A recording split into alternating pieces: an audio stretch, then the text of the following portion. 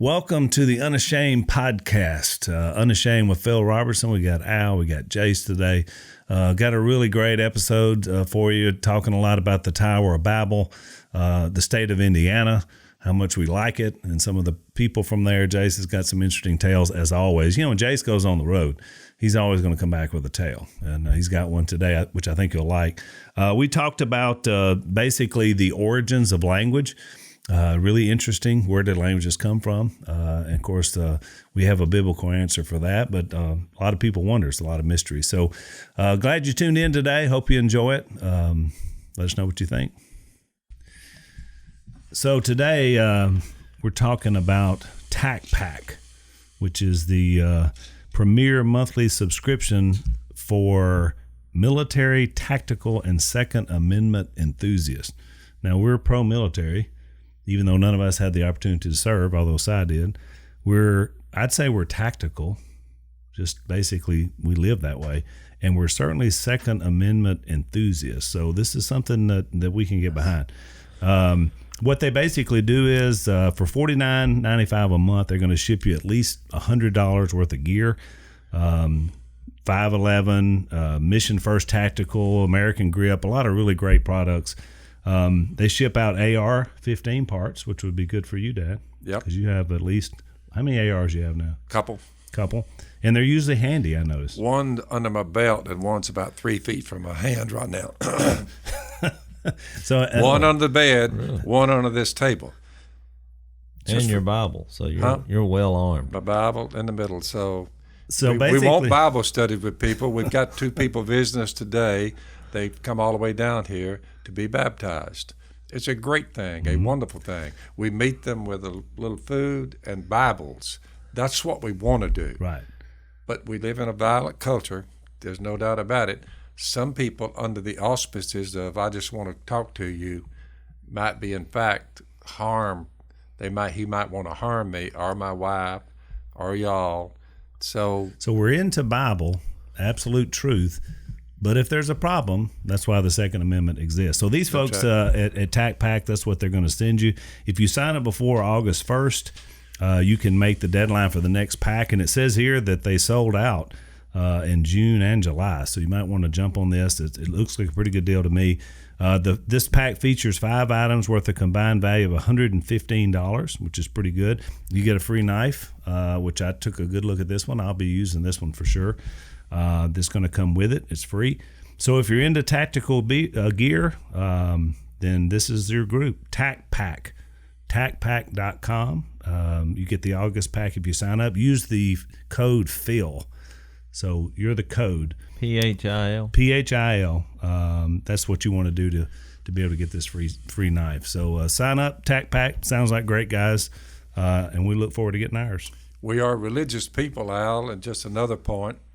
And worldwide, we are being persecuted and we are being murdered on a consistent basis. So I want people to understand when they get gear for protection, that it's just that. It's not paranoia. It's just preparedness. Be prepared. That's right. Because how many things do you have to watch? Concerts, churches, people just come in. Well, at least we're prepared. Yeah, and you're right. There's nothing wrong with being prepared. This gear here helps you be prepared. But you think about it. Anybody in any situation at some point, whether we're all pro Second Amendment, pro guns, but in any situation, for there to be justice and what's right in a bad situation, somebody has to show up armed. That's whether correct. It's the military, a police officer, someone with good intentions has to come up. I like it in America that it can be me and you. Hopefully we'll never have to get down to that. The very right. But you don't have time if you're looking around saying, if I only had something, I could stop this guy who's charged in amongst godly people and is shooting up the place. Well, you taught with us. We are there to be prepared. You taught us. We were this big. You taught us that, boys, we're 30 minutes from town. There's no law enforcement anywhere around here. If something goes down on this property, and we're going to be the 911. But you think in our schools, that's what happened when they made it gun free, well, then when someone goes in with a gun with evil intention, because it is ultimately about the heart. I mean, duh. You're looking around. We need somebody with a gun. That's right. There's no other way to combat that. I don't know why people can't see that. So I think they should take a couple of teachers. Don't let anybody know who it is, and they should be armed at all times. Minimum. Yeah, at least 2. Minimum. Especially in these places where they don't have, gun-friendly laws. Yep. Because I mean, you're just at the mercy of whatever happens. We have a God-given right to protect our life. That's right. And it's a great idea. The founding fathers got that right. Yep. So it's tacpack.com. It's TACPACK. Tacpack.com. Check these guys out. I am unashamed. What about you?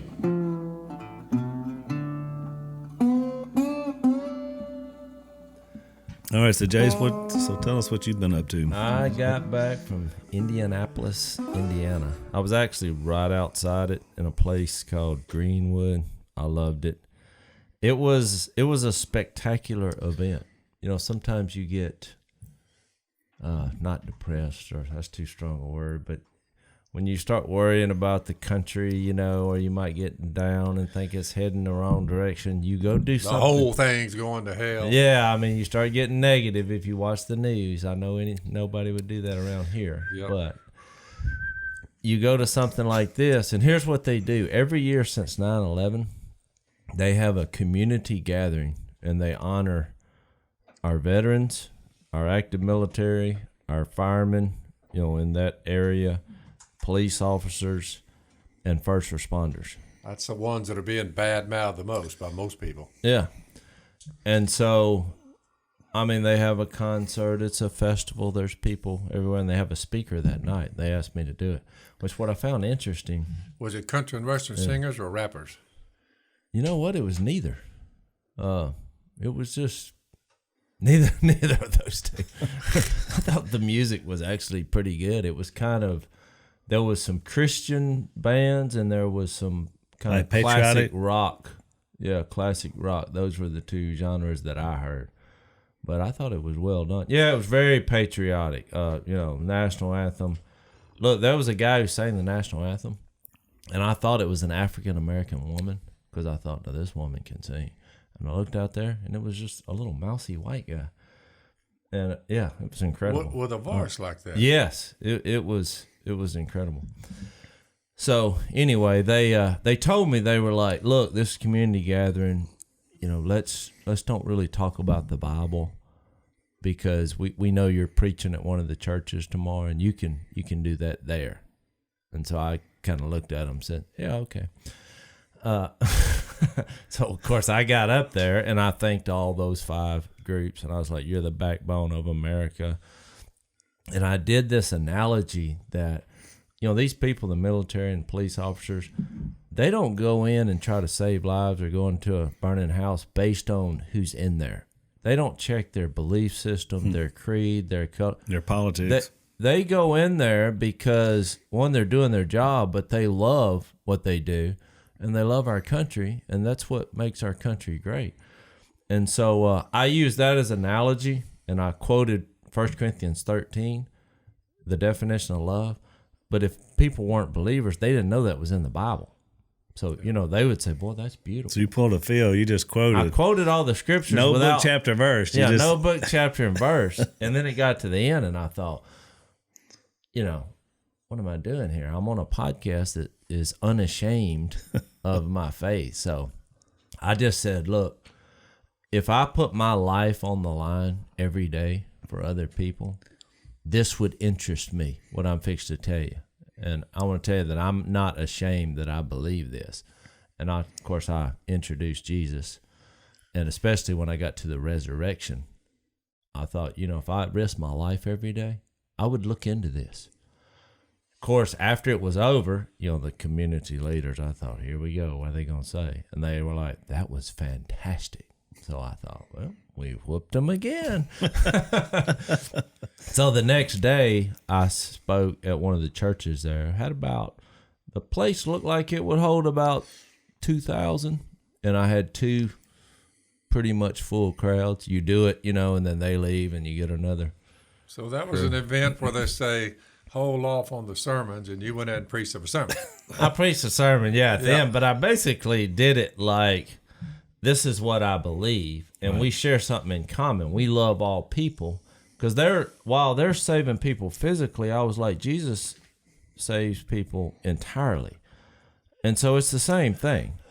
And because even if you get the guy, the family, whatever, out of the burning house, which is fantastic, and you applaud it, at the same time, they still got to face the ultimate demise somewhere else down the road, But when I said I'm not ashamed let's see, how did I say that exactly? I said, I'm not ashamed that I love Jesus and that I follow him, and he's my Lord. They all clapped. The crowd, there was thousands of people. This was an outside deal. It was as far as you could see.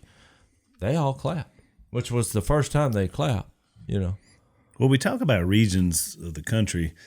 Indiana, two of the best people I've ever met were from Indiana. One is the Vice President, Mike Pence. You're talking about a quality Well, he had spoken at this 3 times through the years. Yeah. Well, because it's Indiana. Right, he was the governor.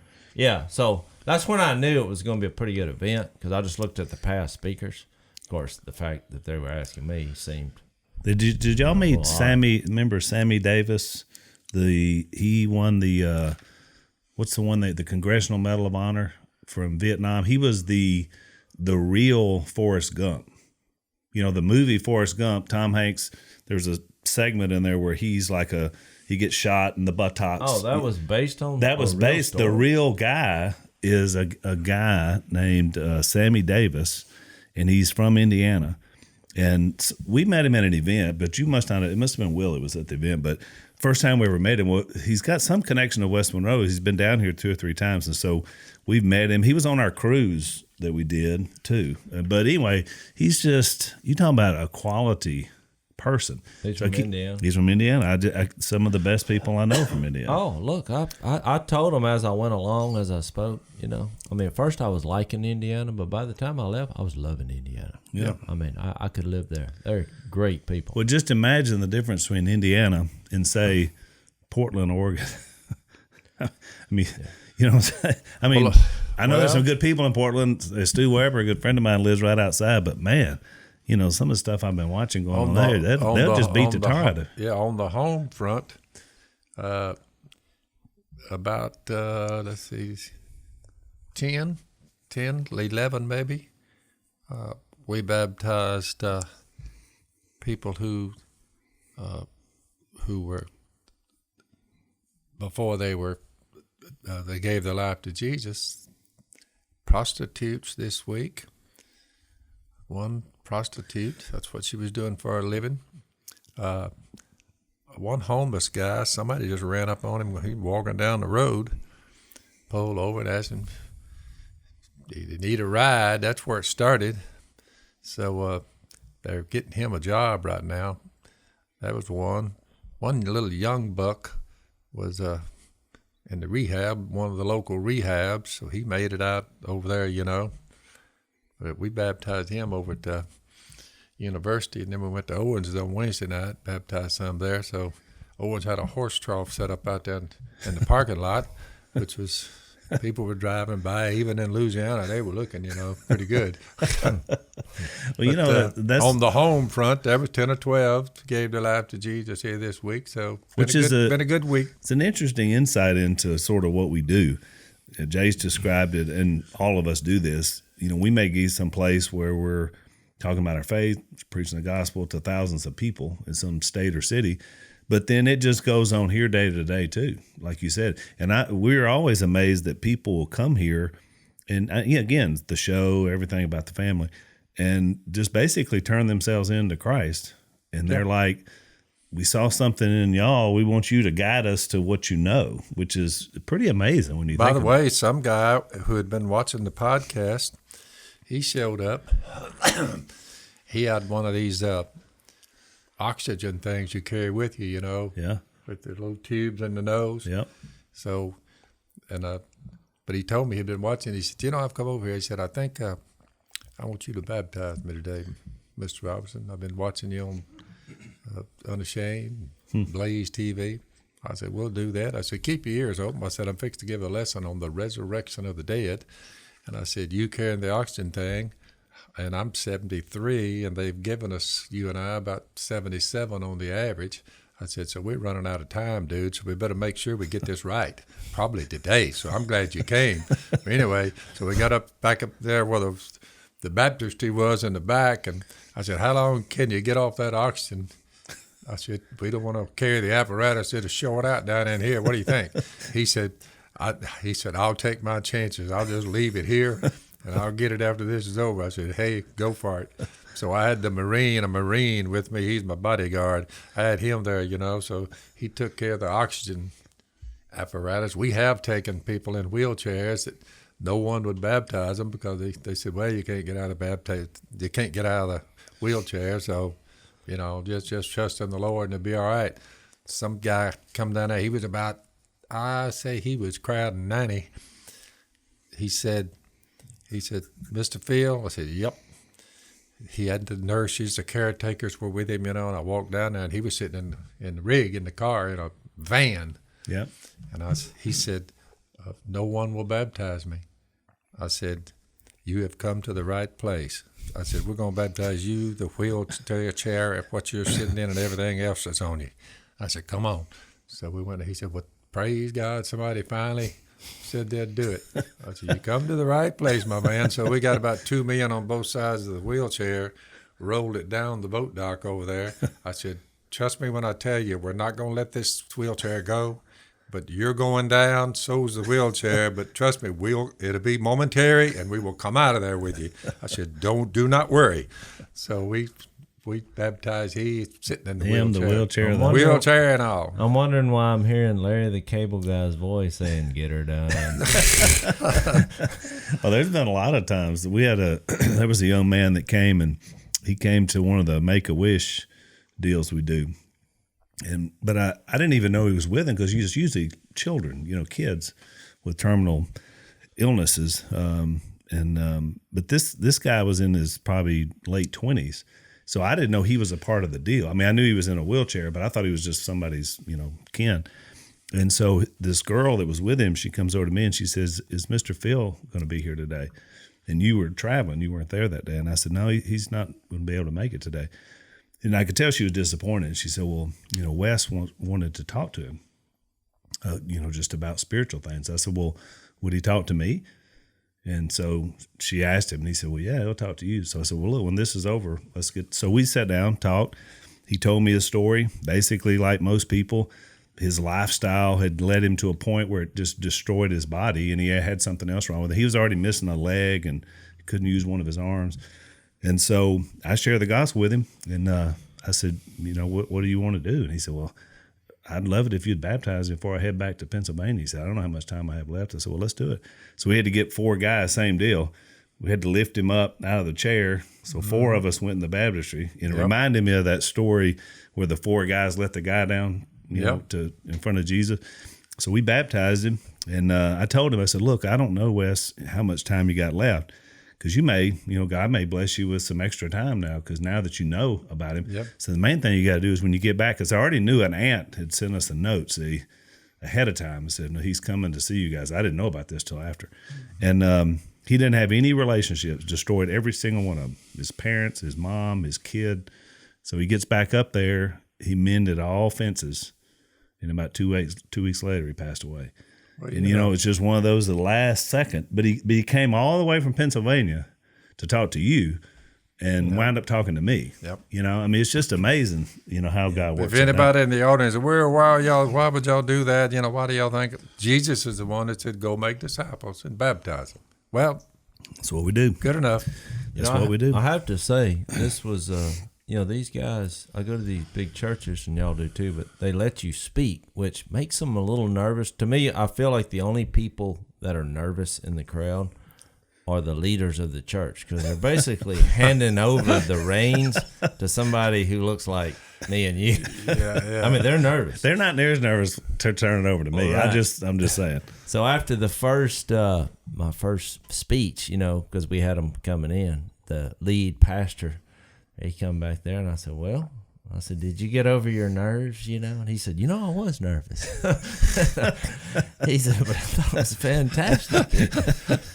And but he brought up baptism. He said, as much as I loved how you introduced Jesus, because that's basically what I did. And he said, and really, we're focused on grace. He said, I thought that was the most interesting way to explain baptism I've ever heard. I've never had a preacher say that. I said, well, what do you think? And he's like, oh, I'm all for it. So what's funny was after the second time when he got up, he said that. He said,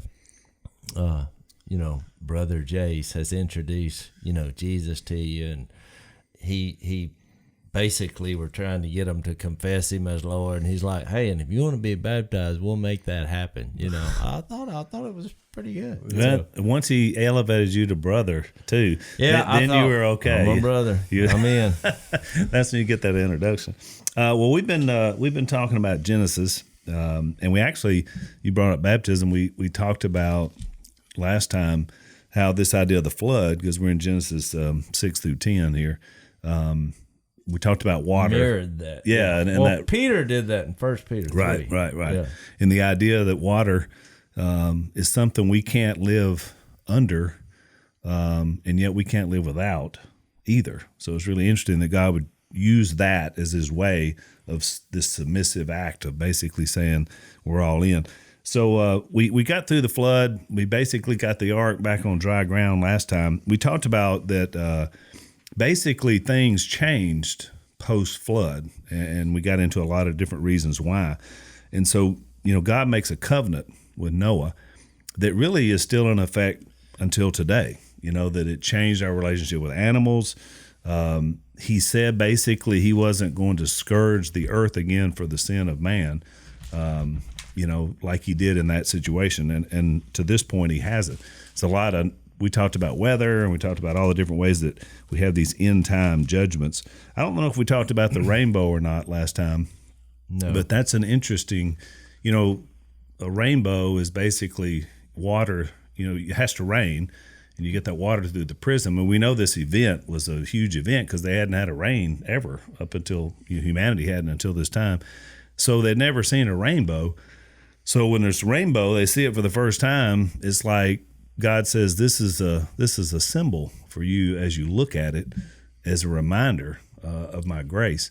And it's kind of interesting that the rainbow now, especially here recently, as we're doing this podcast, so this was Gay Pride Month, that the rainbow in our culture has taken on a whole nother symbol, for this idea. So, I don't know, it's just kind of interesting to me, but it is a reminder that it's a symbol of grace. And so I think for me personally, you can spend your time being angry all the time about cultural issues, or you can spend your time saying, it reminds me we need to reach people, with the good news. So that's kind of how I saw the idea of that. So we get to this idea in Genesis 11. Genesis 10, it just kind of basically lays out the generations, because we've taken all of humanity and we've gotten it down to one family again. You got Adam. You have Noah, his wife, 3 sons, 3 daughter-in-laws. And so now we're repopulating the earth. And so that's what Genesis 10 does, is it basically kind of gives these offshoots of what happens. And then we run into a really interesting story. I love this story. In Genesis 11. Yeah, I can't wait for us to talk about it. Of course, the Tower of Babel is the story. And let me just read a couple of verses, and then we'll just kind of unpackage it, and we'll get your thoughts on it. Genesis 11 says, the whole world, and remember, not a lot of people in the world at this point. This is post-flood. The whole world had one language and a common speech. As men moved eastward, they found a plain in Shinar, which would be Babylonia now, and they settled there. So, you just got this crew, and they're growing, they're repopulating the earth, but it's not that many of them at this point. They said to each other, come, let's make bricks, bake them thoroughly. They used brick instead of stone and tar for mortar. Then they said, let us build ourselves a city with a tower that reaches to the heavens, so that we may make a name for ourselves and not be scattered over the face of the whole earth. And by the way, I didn't mention this, but when God sent Noah out from the ark, he told them to go and populate the whole earth. Yeah, in Genesis 9:1, right. He said, "Go and scatter." 2 chapters later, they said, "We're sitting right here. we're planting roots." So then the Lord came down to see the city and the tower that the men were building. The Lord said, "If as one people speaking the same language they have begun to do this, then nothing they plan to do will be impossible for them." I think that's quite a statement. It's a huge statement. It tells you the power of unity, whether you're a believer or not. Right there. I mean, when people come together, so you just think about it. To me, this explains a lot of things that happen in life where people are successful without really putting their faith and trust in God. I mean, I think this is a human key that he revealed. When people come together, I think, because I'm a big sports fan, you look at teams that have basically the same talent, across the board. You say, well, what separates them? It's those ones that come together, and they talk about gelling. And I kind of used this philosophy when I was coaching Little League baseball, because I thought that if you can limit the distractions, of course, in Little League baseball, but first of all, you got to have a meeting with the parents, but you're basically trying to get people to buy in to something in any kind of sporting deal, and then come together. And then when they do, when it says nothing's impossible, I mean, you see some amazing things from humans that unite in any front. I mean, the current crop of humanity on planet Earth, they have a word for it. From my vantage, they call it globalism. They like the idea of globalism. You see what I'm saying? Right.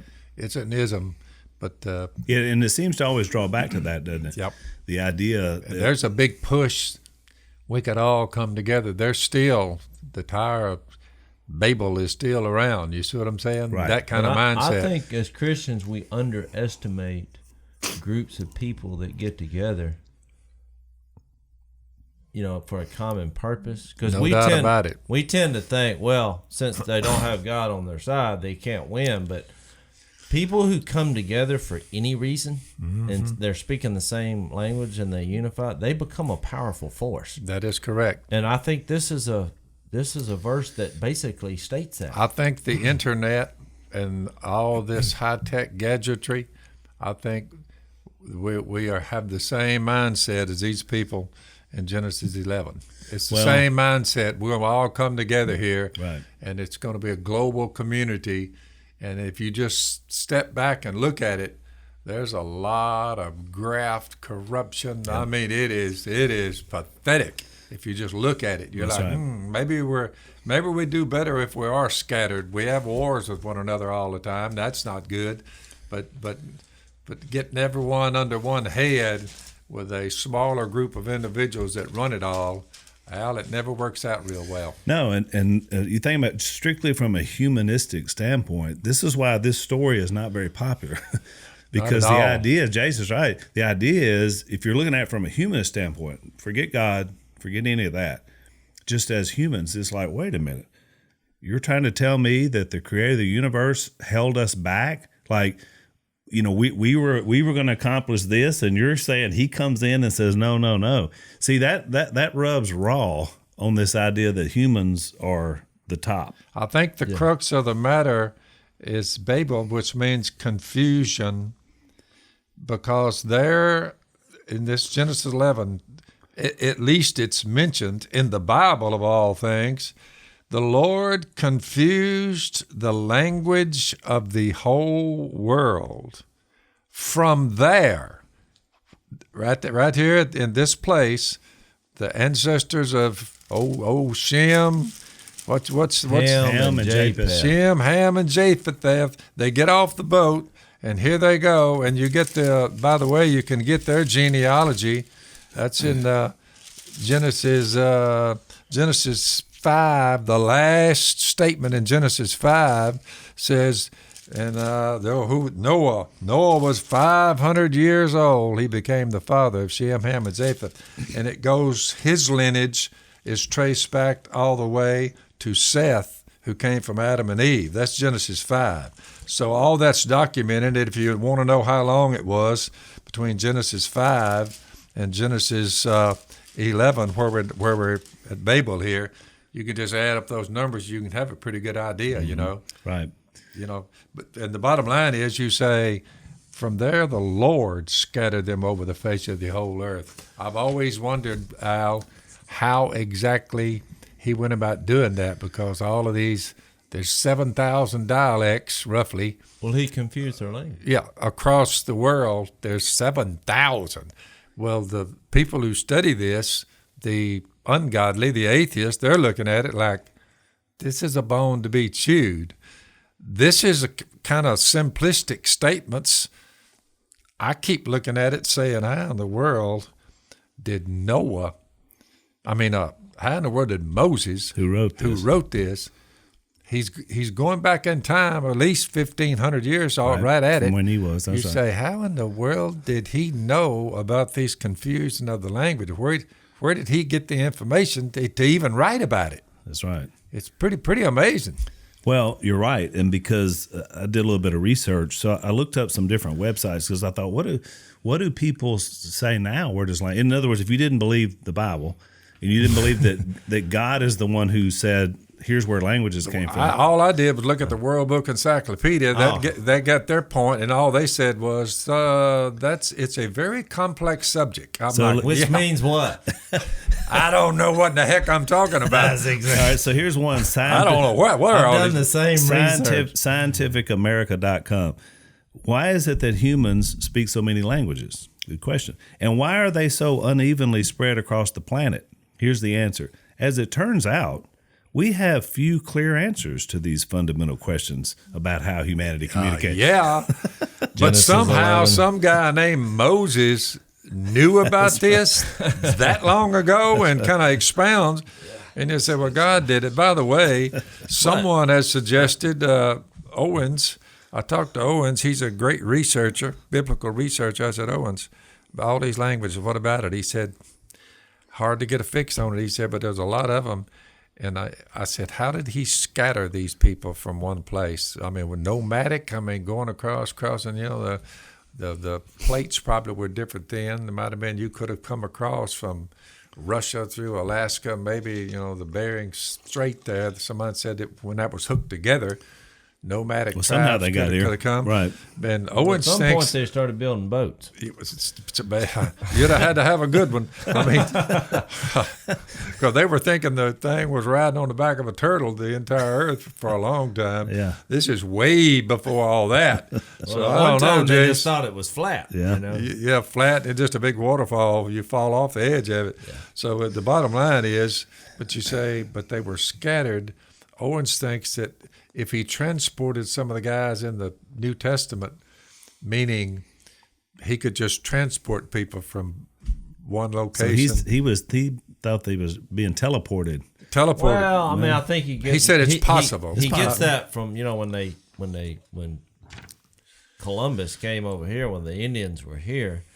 So they might have already been here, or you see. I think that doesn't bother me to read the Bible and think, well, where was everyone at?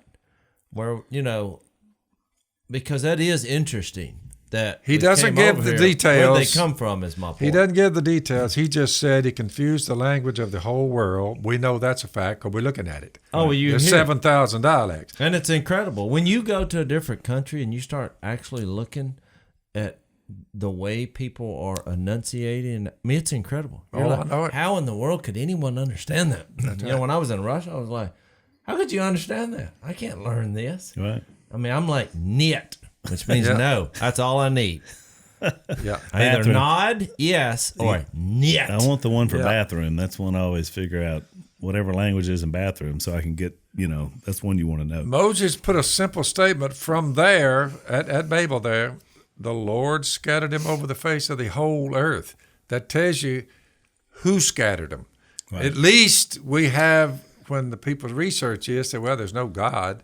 Well, this says, well, that one you say that doesn't exist, He's the one that gave them the language, confused their language, and scattered them over the whole earth. We remember. So out of all the places you could find that information about the 7,000 different dialects, you say, yeah, I read in the Bible, it said that God scattered them over there. They say, well, there's no God, so he couldn't have done it. But what makes it more powerful is that you're saying, well, how did Moses know that?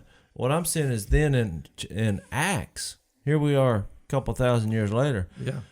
The very miracle that God chose to perform through Jesus' followers before Peter introduced Jesus to the world was to give them the ability to speak one language, and all the different nations hear the same their language from one voice. It's a pertinent point. Acts chapter 2, read that. Yeah. They spoke another language. There were people from all over the world, the Jews, and here these apostles, they just been told, you're going to start right here. You're going to be my witnesses beginning in Jerusalem, where you are now, Judea, Samaria, and then he says this, to the ends of the earth. Well, all of a sudden, a few days later, the Holy Spirit comes upon them. They begin to speak in all these other languages, and the people from all over the world are saying, how in the world? These guys are Galileans. How is it we hear them speaking in our language? How'd they know our language? Right. Well, God just speeded up the whole process so that you didn't have With to the go gift of to language. 3-year study to learn all the different dialects. He just gave them the ability. I think maybe, Jase, you come up with a good point right there. I think the whole reason he scattered the people in Genesis 11 was to bring them together through Jesus in Acts chapter 2. I think that was It's the a great original point. plan. But it also showed that he wanted you to scatter, which then gets into modern day. He doesn't want you to set up a camp on the side of the road So like to all we you- do in a church building. Yeah. He wants you to scatter, share Jesus, bring the world together through Jesus. But that's why we have missionaries. Jase, I'll tell the audience. I said, you know what? I didn't realize that till I just heard it right then. Did y'all go over all this material so you know that you wouldn't learn something at it? Jase, that's a pretty interesting point you come up with there. I think you're onto something there, dude. Well, I remember- think so, and that's why when he discussed his baptism in Galatians 3, when he said, you're all sons of God through faith, for all of you who are baptized have been clothed with Christ. Yep. But then he gets into there's no nationality. There's no Jew nor Greek, male nor female. right. No. So he actually, if you go all the way back to Genesis 11, where he said, scatter, fill the earth. They said, no, we're going to sit right here.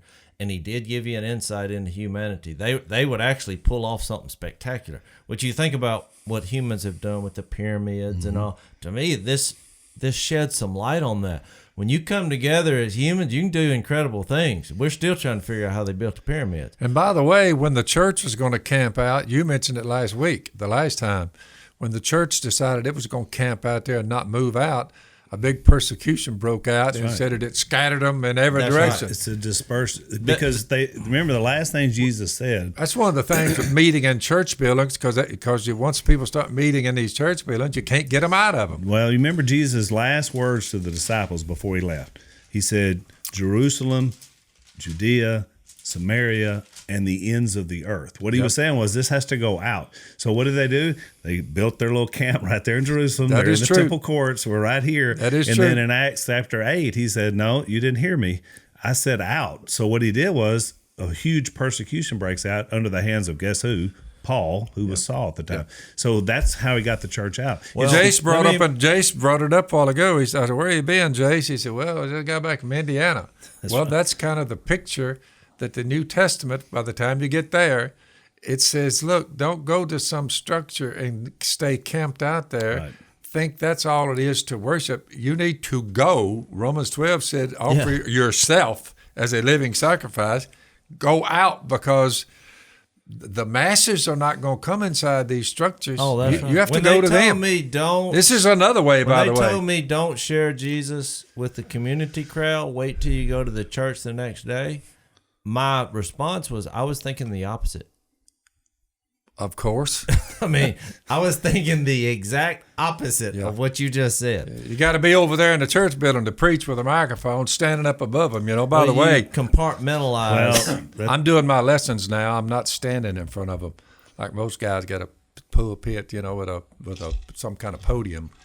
I thought, you know Well, you what? do need a place to put your stuff, though. I do have that. I just said, set me up a little table up there like this table we're seated at. See this table? And I got my Bible there. And the reason I did that, I said, I don't want the people thinking I'm talking down to them. Yeah. I'd rather be sort No, of. I like that. I said, I'd rather be level with them. Which is how Jesus did most of his teaching. Well, my opening line yesterday at the when I was gathered with the church, my opening line was, I have an announcement, and of course everybody's looking. You know, I said, don't listen to everything that your preacher says. Of course, they're all looking around with the preacher. You know, he turned red. Yeah, yeah. And the reason I said that was, I said, because God uses flawed people to make known the glorious message of his son. I was like, we all make mistakes. At some point, you've got to go find this out for yourself. You've got to go look at who Jesus is and make that transition. He's not going to do it for you. He can't do the work for you. So I think I made him nervous. But then he's like, you know, I appreciate you saying that. Because you tend to think, well, we go to church and the preacher does all the work. And we're just sitting back. You know, then you leave, go do whatever the heck you want to do. That's why that podium and the space right behind it sort of tends to be, in some people's minds, hallowed ground. Yeah. But it's really not. No, it's not. I love at the you know where we meet. They, I think Mac Owen put on that podium, which it's facing the speaker, so no one knows it's there except the speaker, and it says, "It's not about you. It's not about me." That's what it says. It's not about me because you personalize. And he did it for me. I was preaching at the time. That was awesome. It was a great reminder. The first time I saw it is when I got up and spoke. I looked and I thought, okay, it kind of makes you relax. Good point.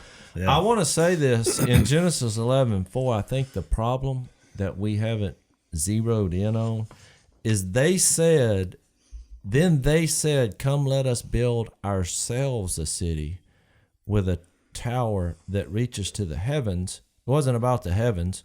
It was about this, so that we may make a name for ourselves. Well, when you think about the definition of sin, according to, where's that at? James 3:16, I think, for where you have envy and selfish ambition, there you find disorder and every evil practice. The whole problem was they wanted to make a name for themselves, not the Creator who had given them life. To me, that's the same problem with church buildings. You think of all the different denominations. The first thing people who are not believers say is, well, how come y'all can't get along? There's thousands of different churches, and sometimes they seem like they don't really even like each other. Yeah, I know it. Most times. And the idea of like visiting around, like, you know, Missy and I, we've been visiting around to the community because everybody supported our family during the show. So I've been visiting all different churches. It's been a wonderful experience. And because I'm like, why don't we focus on what we agree on, which pretty much everyone agrees on, that God is our Father, Jesus is Lord, and what he did, and the Holy Spirit. But so the stuff we disagree on, they're so small. But this verse made me realize why we do what we do. People want to make a name for themselves, and they'll even attach a type of denomination and try to make a name for that denomination, but they're still missing the point. They're not trying to make a name for who God is and what he did. It's still somehow, even in the religious world, somehow about them.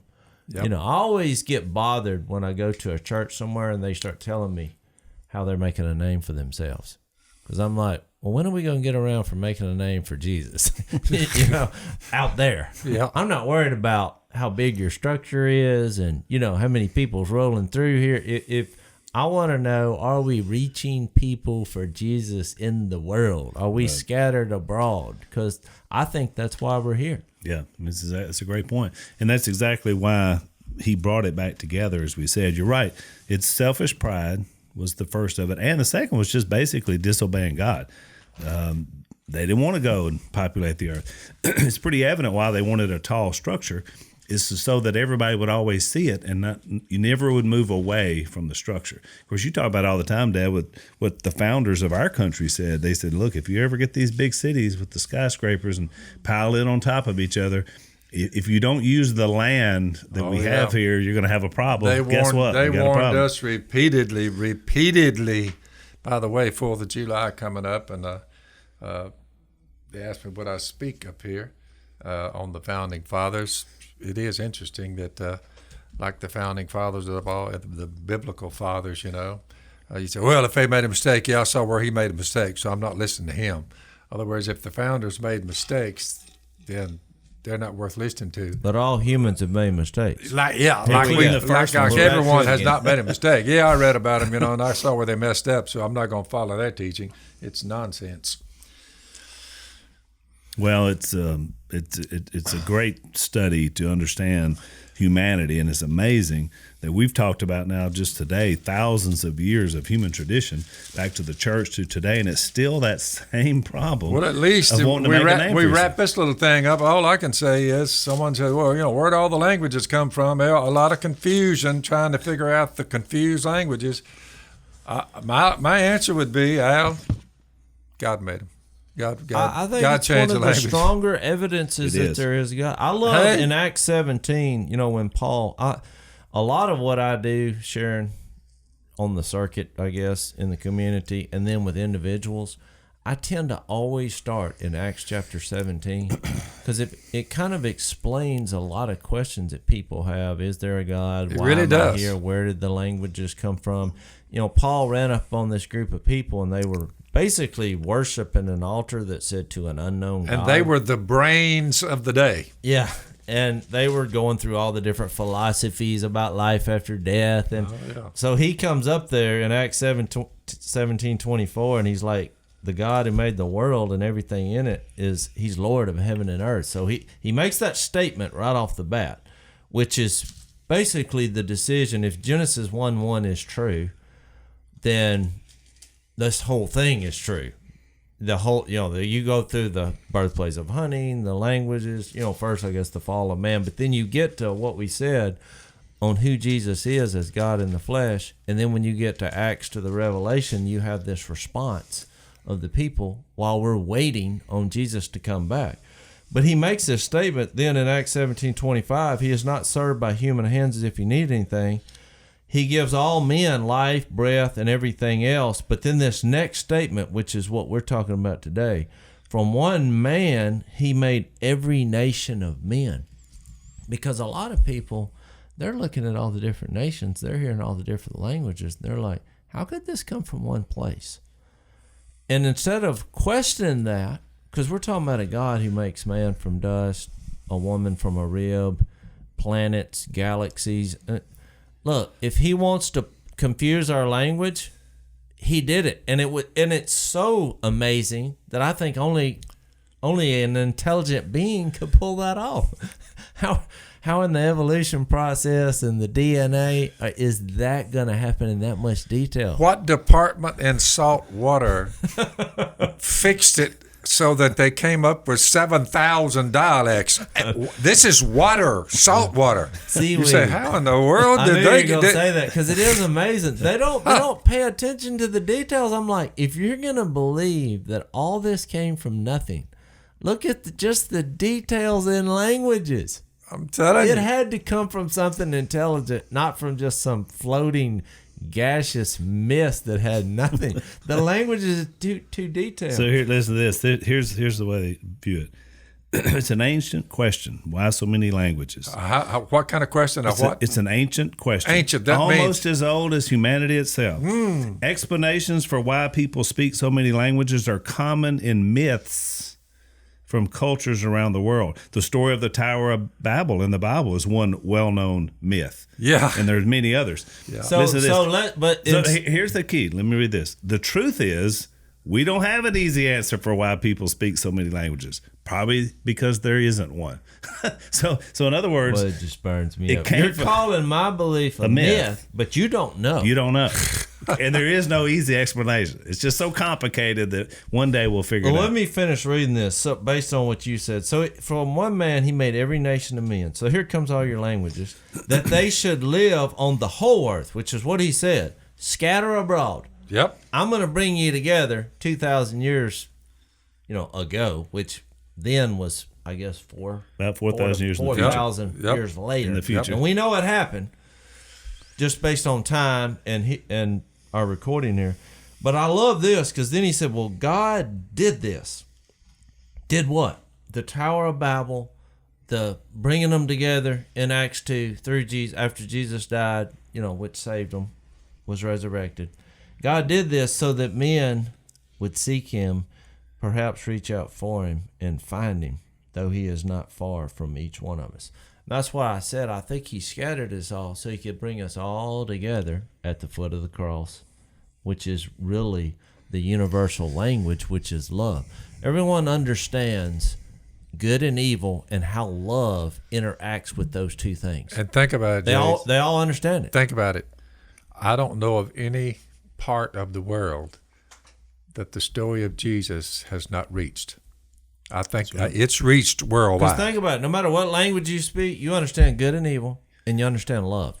Yep. Just think about that. Yep. Well, what Jesus did on a cross was basically good triumphing over evil because he loved you. And the resurrection, that's appealing because no matter what anybody delusionally thinks, they're going to die. That is correct. And they're like, I'm not worried about worldwide. it. Look, people, it gets me, even in the atheistic world, because people are like, I'm not worried about it. Well, until they're fixed to die. Then they're worried about it. They're like, well, or somebody you care about. There's a lot of money. Yeah. There's a lot of money being spent on health care for people to say, I'm not worried about dying. Yeah, that's right. It's the number one issue. Yep. All right, so that's the perfect segue to wrap up today, because what you just talked about, Jase, is where we're going to go next.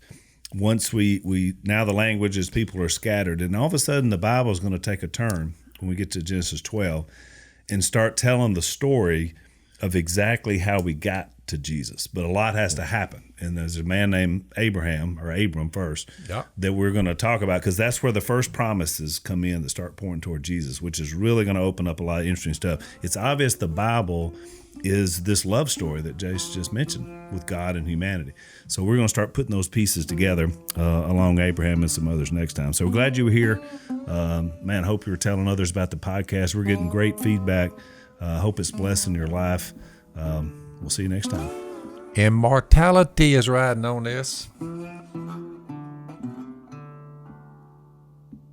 So we're so glad you guys were with us today. You can subscribe on iTunes or Spotify or YouTube or Facebook, and be sure and rate us on iTunes so that other people can know about the podcast.